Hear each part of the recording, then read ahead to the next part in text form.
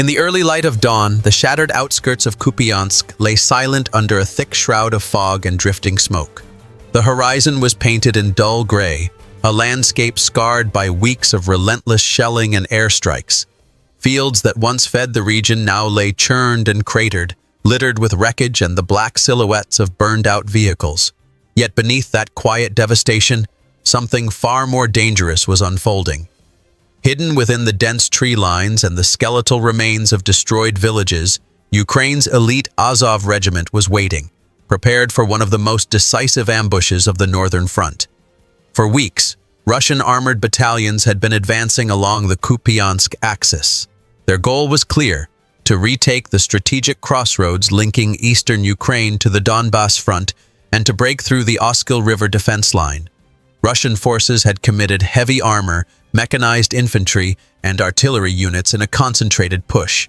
To them, the area west of Kupiansk seemed lightly defended, a chance to reclaim lost momentum. But behind the apparent calm, Azov had been meticulously planning a counteroffensive that would turn this battlefield into a kill zone.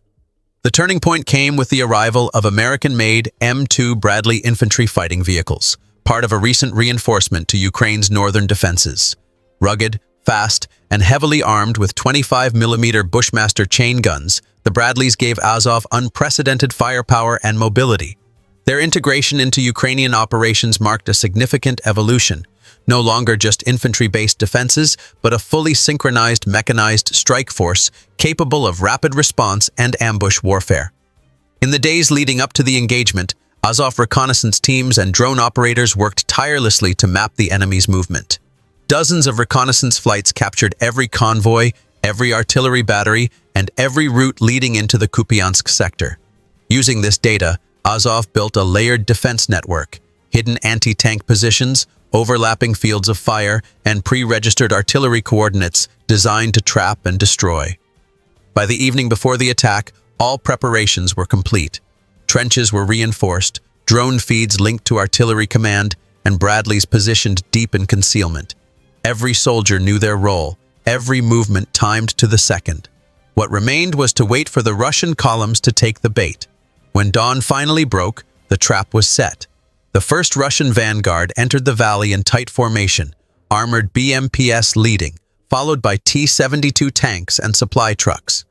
The overcast sky muffled the sound of engines, but the ground trembled as dozens of vehicles rolled forward. Through the lenses of Azov's drones, the entire convoy could be seen threading into the narrow corridor, a natural choke point surrounded by elevated terrain and dense woodland. Then came the signal. The silence shattered as javelin missiles streaked through the mist, slamming into the lead and rear vehicles of the Russian formation. The explosions echoed across the valley, sending plumes of fire and debris into the air. Within seconds, the convoy was trapped, the first and last vehicles destroyed, the middle columns immobilized in chaos. From concealed flanking positions, Azov's anti-tank units unleashed another wave of strikes, hitting BMPs and fuel trucks that erupted in towering flames. Almost simultaneously, the Bradleys emerged from their cover, maneuvering along the tree line and opening fire with their 25mm chain guns. The sound was deafening, a constant rhythm of heavy bursts tearing through Russian armor. The Bradleys' thermal targeting systems locked onto targets hidden in smoke, ensuring no escape. Within minutes, entire sections of the convoy were engulfed in explosions. Ammunition trucks detonated in massive secondary blasts, sending shockwaves that could be felt kilometers away. Russian troops tried to respond, deploying infantry to return fire, but the situation had already spiraled beyond control. Drone operators relayed their every movement, allowing Azov mortar and artillery teams to strike with pinpoint accuracy.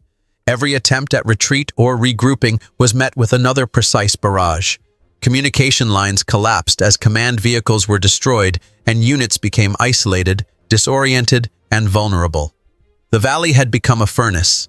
Flames rose into the morning sky as black smoke drifted across the landscape. The once advancing column was now a graveyard of steel, twisted hulls, overturned tanks, and the shattered remains of what had been a full-scale assault group.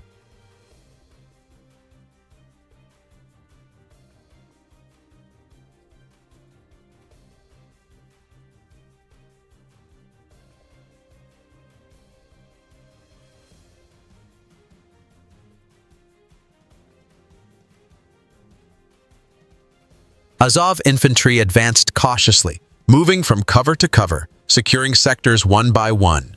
Drones circled overhead, identifying remaining resistance pockets and directing final strikes. The coordination between air reconnaissance, mechanized support, and ground troops was seamless, a sign of how far Ukraine's defensive capabilities had come since the early stages of the war.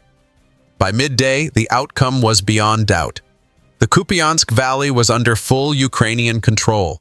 Dozens of Russian vehicles had been destroyed, supply convoys obliterated, and surviving troops forced into retreat or surrender. The ambush was complete, precise, efficient, and devastating. Military analysts who later reviewed the operation described it as a textbook demonstration of 21st-century hybrid warfare, a perfect combination of Western technology, tactical discipline, and real-time intelligence. The use of drones as both reconnaissance and targeting tools allowed Azov to maintain constant visibility over the battlefield, while the Bradley's mobility and firepower provided the backbone of the ambush. It was not just a victory on the ground, but a strategic statement. Ukraine's forces had learned, adapted, and now dominated the tempo of battle. In the following days, footage from the engagement circulated across social media and global news outlets. Videos showed long columns of destroyed armor, the burned-out shells of tanks, and the distinctive silhouette of Bradley vehicles standing guard over the smoldering valley. For many observers, it became a symbol, proof that determination, intelligence, and precision could overcome even the most powerful mechanized force. For the soldiers of Azov, however, the scene was far more personal. They had witnessed the cost of every battle, the toll of every engagement. Yet amidst the exhaustion and the blackened earth, there was pride. Pride in having defended their ground, in having outwitted an army that once seemed unstoppable. The Kupiansk trap was more than a single victory. It represented a transformation in how Ukraine fought. It showed the world that the defenders of Ukraine were not just holding lines, but rewriting the rules of warfare itself, blending old-school discipline with cutting-edge precision and teamwork.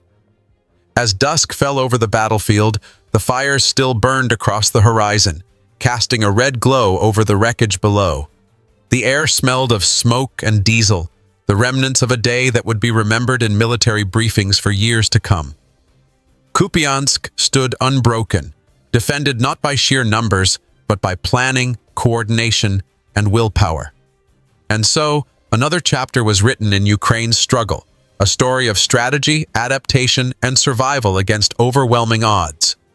The ambush at Kupiansk stands as a defining example of how modern conflict is fought, not in massive frontal assaults, but in calculated strikes led by intelligence, precision, and courage. This is Delta History, bringing you the untold stories of real strategy, resilience, and modern warfare, where technology, tactics, and human resolve decide the fate of nations.